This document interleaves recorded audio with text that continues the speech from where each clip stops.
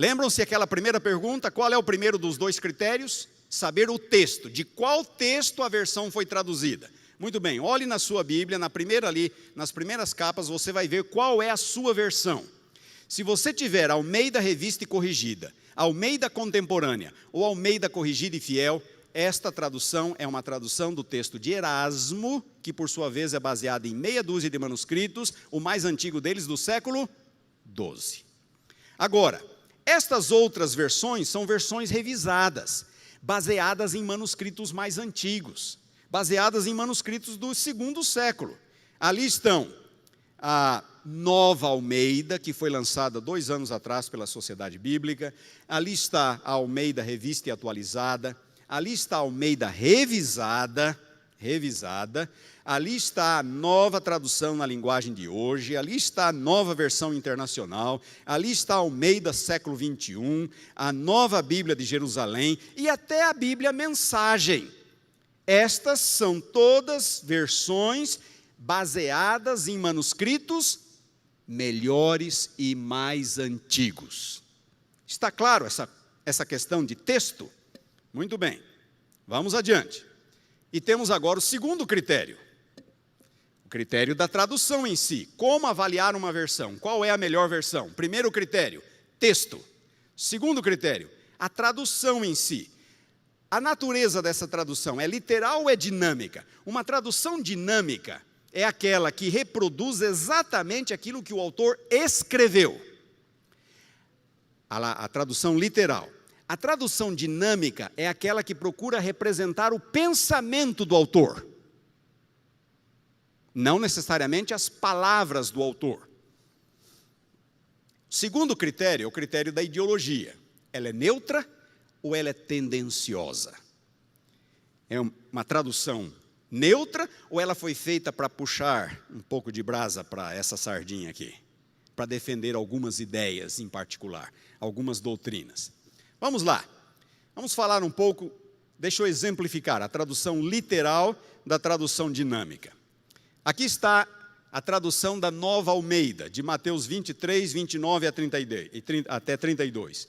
Ai de vocês, escribas e fariseus hipócritas, porque vocês edificam os sepulcros dos profetas, enfeitam os túmulos dos justos e dizem, se nós tivéssemos vivido nos dias de nossos pais, não teríamos sido seus cúmplices quando mataram os profetas. Assim, Jesus continua, vocês dão testemunho contra si mesmos de que são filhos dos que mataram os profetas. Portanto, tratem de terminar aquilo que os pais de vocês começaram. Esta é uma tradução literal. Deem uma olhada agora numa tradução dinâmica. Olhem a mensagem, a mesma passagem. Vocês, líderes religiosos e fariseus, são um caso perdido, impostores. Vocês constroem túmulos de granito para os profetas e monumentos de mármores para os santos. Dizem que se tivessem vivido no tempo de seus antepassados, não teriam sangue nas mãos. Conversa! Vocês e aqueles assassinos são farinha do mesmo saco e cada dia acrescentam homicídios à sua ficha criminal. Essa é uma tradução dinâmica. Tenta reproduzir a ideia. Qual é mais fácil de entender? A literal ou a dinâmica? A dinâmica é mais fácil de entender. Mas há um problema aqui. Há um problema. A dinâmica, ela é interpretativa. E eu corro o risco de depender de uma tradução onde a interpretação não é a melhor. O autor que preparou isso aqui, ele pode ter cometido alguns erros de interpretação. Então, se você quer ter um pouco mais de segurança, fique com as traduções literais. Você vai estar mais seguro. As dinâmicas são fáceis de entender. A Bíblia na linguagem de hoje, a mensagem, são bem apelativas. Mas elas são mais escorregadias. Porque eu posso estar lendo não aquilo que Mateus, João, Paulo escreveu, mas aquilo que o tradutor imagina. Vocês estão me entendendo? Então, cuidado com as dinâmicas. Tradução, ela é neutra ou ela é tendenciosa? Esse TNM significa tradução Novo Mundo. Sabem quem preparou essa tradução? As Testemunhas de Jeová. Notem como elas traduzem João 1:1. No princípio era a palavra, e a palavra estava com Deus, e a palavra era um Deus, com D minúsculo. Essa é uma tradução neutra ou tendenciosa? Absolutamente tendenciosa. O texto grego não diz isto. Mas como eles não acreditam que Jesus é Deus, é assim que eles traduzem. Olhem como eles fazem com Colossenses capítulo 1, eu esqueci de mencionar o texto aqui, é Colossenses 1, 10 a 13. Olhem como que eles fazem com esta passagem. Ele é a imagem do Deus invisível, primogênito de toda a criação, pois por meio dele foram criadas todas as outras coisas nos céus e na terra, as coisas visíveis e as invisíveis, quer sejam tronos, quer domínios, quer governos, quer autoridades, todas as outras coisas foram criadas. Eles acrescentam outra.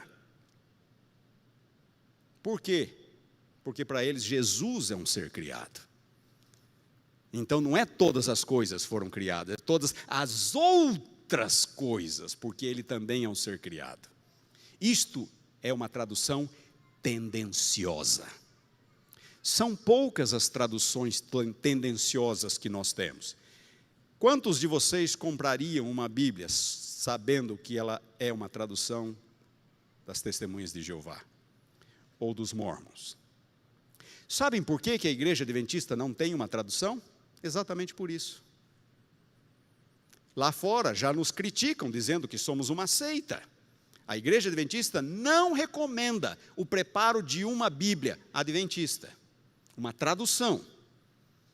A Igreja Adventista reconhece o trabalho das sociedades bíblicas e recomenda aos seus membros que usem as Bíblias produzidas pelas sociedades bíblicas. Concordamos com tudo que eles escrevem? Não, mas não vamos nós mesmos preparar uma tradução nossa. Isso geraria críticas, nos colocaria num papel que não gostaríamos de estar.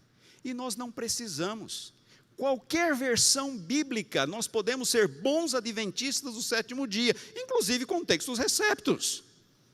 Porque eu falei para vocês que as diferenças não afetam o conteúdo doutrinário, não dizem respeito a conteúdo doutrinário. Existem passagens, alterações de natureza doutrinária? Sim, existem. Mas elas reforçam, nenhuma doutrina depende de um texto alterado, isso não nos deixaria, não nos tornaria menos adventistas. Notem alguns exemplos pontuais. Lucas, faltou mencionar o texto, é Lucas 16:16. Lucas 16:16. A Nova Bíblia de Jerusalém traduz assim: a lei e os profetas até João. Lucas 16:16. A lei e os profetas até João. A lei e os profetas o que até João? Está faltando um verbo. Está faltando um verbo. E agora ouçam. Prestem atenção. É exatamente assim que Lucas escreveu. Lucas não tem um verbo ali. Não há um verbo. Lucas escreveu a lei e os profetas até João. A Nova Bíblia de Jerusalém traduz o texto exatamente como ele está. Olhem como aparece na Revista e Corrigida, na Almeida século 21 e até na Nova Almeida. A lei e os profetas duraram até João. Opa! Aí nós temos um problema. Certo? É uma tradução tendenciosa. Está querendo vender a ideia de que desde João, nada mais de lei e de profetas. É exatamente assim que está ali. Olhem como diz a Almeida Revista e Atualizada. A lei e os profetas vigoraram até João. A mesma coisa. Mas Lucas não colocou verbo. Por que não? Não sei, tem que perguntar para ele. Ele não colocou o verbo. Agora notem. Notem. Nós temos um recurso nos evangelhos que é muito interessante. Quantos evangelhos nós temos? 4. Algumas frases de Jesus aparecem nos 4. Algumas aparecem em 3. Algumas frases aparecem em 2. E algumas só em um dos evangelhos. Esta frase aparece em 2 evangelhos. O outro evangelho é Mateus. Mateus capítulo 11, versículo 13. E sabem como essa frase aparece em Mateus? Diz assim: todos os profetas e a lei profetizaram até João. E Mateus colocou o verbo. O verbo é profeteuo em grego, profetizaram. Todos os profetas e a lei profetizaram até João. Faz diferença dizer a lei e os profetas duraram até João e a lei e os profetas profetizaram até João? Faz diferença? Ora, e como faz? A lei e os profetas profetizaram acerca da vinda de Jesus até João. De João para cá é o período do cumprimento, não é mais o período da profecia, é o período do cumprimento. É muito diferente de dizer a lei e os profetas duraram até João.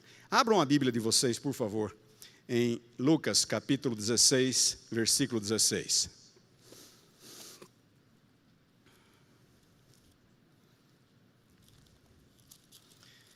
Lucas 16, 16. Então nós encontramos essa informação aqui. A lei e os profetas, Lucas escreveu até João. Por que ele omitiu o verbo? Eu não sei. Mas vamos colocar aqui o verbo profetizaram, que é o verbo que Mateus coloca. A lei e os profetas profetizaram até João. Desde esse tempo vem sendo anunciado o evangelho do reino de Deus. Aquilo que era profecia, agora é cumprimento. Notem o versículo 17. É mais fácil passar o céu e a terra do que cair um tio sequer da lei. Como pode ser a lei e os profetas duraram até João e de repente o versículo 17 diz: é mais fácil passar o céu e a terra do que cair um tio sequer da lei. Jesus está reafirmando a validade da lei e não anulando a lei a partir de João. E logo em seguida no capítulo há a parábola do rico e do Lázaro. E vocês se lembram, o rico morreu, foi para o inferno, Lázaro morreu, foi para o seio de Abraão, e daí Lázaro fala para Abraão: pai Abraão, eu tenho ainda, quantos irmãos? 5 irmãos? Eu tenho um grupo de irmãos lá, mande alguém falar com eles, para eles se arrependerem, para não virem para esse lugar de... Perdão, é o rico que fala com Abraão, para não virem para esse lugar de tormento. Versículo 29, respondeu Abraão: eles têm a lei e os profetas, Moisés e os profetas, ouçam-nos. O que Jesus está reafirmando? A suficiência das escrituras, da lei dos profetas para a salvação. Mas ele insistiu: não, pai Abraão, se alguém dentre os mortos for ter com eles, arrepender-se-ão. Abraão, porém, lhe respondeu: se não ouvem a Moisés e aos profetas, tampouco se deixarão persuadir, ainda que ressuscite alguém dentre os mortos. Como pode o versículo 16 dizer a lei e os profetas duraram até João, sendo que o 17 diz que a lei não vai passar, e na parábola seguinte Jesus insiste na suficiência da lei e dos profetas para a salvação? Percebem? Então a tradução ali deve ser a mesma de Mateus. A lei e os profetas profetizaram até João. Ou, no mínimo, deixar sem verbo, como a Nova Bíblia de Jerusalém. Mas isso tornaria a frase profetizaram até João. Então as traduções, elas têm problemas pontuais, pendendo mais para cá, pendendo um pouco mais para lá. Mas como adventistas do sétimo dia, a igreja recomenda aos seus membros que deem prioridade às versões produzidas pelas sociedades bíblicas, porque elas são interconfessionais, interdenominacionais. Vai haver problemas aqui ou ali, mas nós estudamos e resolvemos esses problemas mediante o estudo, e não mediante a impressão de uma Bíblia nossa, porque isto não ajudaria. Muito bem, aqui estão as versões em português. A Nova Almeida é uma tradução literal. A ideologia é neutra, vai ter alguns problemas pontuais. Almeida corrigida, literal, neutra. Almeida revisada é um neutro menos. Tem um pouquinho mais de tendência ali, algumas ideias dispensacionalistas, isso é uma outra história. Almeida século 21 também é um neutro um pouquinho menos ali. Tá? A Bíblia na linguagem de hoje, nova tradução na linguagem de hoje, é uma tradução dinâmica. assim como a mensagem, a última da lista. Ela é muito dinâmica. E aí eu corro o risco de estar lendo as interpretações do tradutor. Então, cuidado com as traduções dinâmicas. Prefiram as literais. E prefiram aquelas que são neutras na sua ideologia, embora possamos encontrar alguma questão mais pontual. Concluindo, qual é a melhor versão que nós temos em português? Muito bem. A primeira da lista, aquela que eu dou nota 9.5, é a Nova Almeida. Terceira edição da Almeida atualizada, que foi lançada 2 anos atrás, e vocês encontram na loja da casa, e vocês encontram nos sites, nas livrarias evangélicas, no site da Sociedade Bíblica. É uma iniciativa de uma sociedade bíblica e não de uma pessoa em particular. Não de uma denominação em particular. Ela não é batista, ela não é presbiteriana, ela não é luterana, ela é interconfessional. Concordamos com tudo que está ali? Não, não concordamos com tudo que está ali. Eu já disse para vocês que eu fui consultado, mandei uma lista de observações, algumas foram incorporadas, outras não. Não há problema. Vamos trabalhar com a Bíblia, vamos resolver os problemas, mas vamos usar uma versão que é preparada por uma sociedade bíblica. Tá bem? O texto dela, eu dou nota 10. Por quê? Porque é baseada nos melhores e mais antigos manuscritos, não é baseada no Textus Receptus, é baseada nos melhores e mais antigos manuscritos. O 9 que eu dou na tradução é porque tem um ou outro probleminha pontual ali, com o qual eu não concordo, então eu dou 9 na tradução, avaliação final 9,5.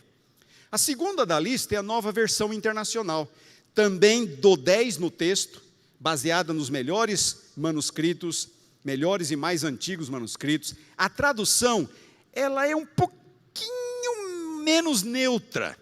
Eu vou ver uma tendenciazinha aqui ou ali na Nova Versão Internacional. Então, em vez de dar 9, eu dou 8 para ela. E com isso, na minha avaliação, ela fica em segundo lugar. Eu queria dizer que esses números aqui são não são muito absolutos, tá? É só uma tentativa de ajudar vocês a entenderem esse contexto, esse cenário. Almeida século 21, também eu dou 10 no texto, baseada nos melhores manuscritos. Eu dou 8 na tradução, mesma nota que eu dou na Nova Versão Internacional, e a avaliação final, a nota final dela é 9. A Nova Bíblia de Jerusalém, dou 10 no texto, baseado nos melhores manuscritos gregos. A tradução, também dou 8, vocês vão ver ali um saborzinho católico de vez em quando. Vocês vão encontrar a palavra hóstia e alguma outra expressão bem católica na Nova Versão Internacional, na Nova Bíblia de Jerusalém. Então, eu dou nota 8, final 9, mas é uma boa tradução. Todo aluno de teologia deveria ter uma na sua biblioteca. Almeida Revista e Atualizada, nota 10 no texto, baseada nos melhores manuscritos gregos e hebraicos. Tradução, eu dou nota 7 porque ela já tem 60 anos. Ela já é arcaica, ela usa voz, que ninguém usa mais. Então ela já é um pouco arcaica, algumas expressões mais arcaicas. Por isso eu dou 7. Avaliação final 8,5. Essa que foi usada pela CPB durante muitos anos. A CPB agora tem usado mais a Nova Versão Internacional e talvez vá passar a usar a Nova Almeida também revisada. A Almeida revisada não teve muita circulação, mas foi uma boa versão, eu dou 8,5 para ela. Nova tradução na linguagem de hoje, 10 do ponto de vista do texto, baseado nos melhores manuscritos. Mas a versão dela é dinâmica demais, lembram-se? Dinâmica demais, muito interpretativa. Eu dou 4 na tradução. E aí a avaliação final ela fica com 7. Almeida Contemporânea, eu dou 5. Por quê? É baseada no Textus Receptus, no texto de Erasmo. A tradução é boa, mas ela deixa a desejar no texto. Então, a avaliação final, 6,5. A mensagem, eu dou 10 no texto, baseada nos melhores manuscritos. Mas na versão, na tradução, eu dou 2. Ela é interpretativa demais. E até usando uma linguagem assim que, farinha do mesmo saco, aquilo ali me agrediu. Então, eu dou 2. Tá? Avaliação final, 6. Muito interpretativa. Almeida Revista e Corrigida, que é o mesmo texto da Almeida Antiga. Eu dou 5 no texto. Por quê? Textos receptos. Tradução, 5. Porque já tem muitas décadas, já está muito arcaica. Já não se fala mais do jeito que está escrito ali. Avaliação final, 5. Essa seria a mesma avaliação que eu daria para a Almeida Antiga. E agora eu pergunto, é possível ser adventista com todas essas Bíblias? Sim, todas elas. É possível. Vamos ter problemas pontuais aqui ou ali, mas é possível ser adventista com todas elas. Eu recomendo usar aquelas que são um pouco mais literais e baseadas nos melhores manuscritos gregos e hebraicos. Eu acho que essa nova Almeida ficou muito boa. Há algumas dificuldades ali. Nova versão internacional, muito boa. Há algumas dificuldades ali, mas nada que nos impeça de utilizá-las. E nada que nos leve a querer a nossa própria tradução. Lembrem-se, quem é que mexia no texto? Os hereges. Os hereges mexiam no texto. Nós não precisamos e não devemos fazer isto.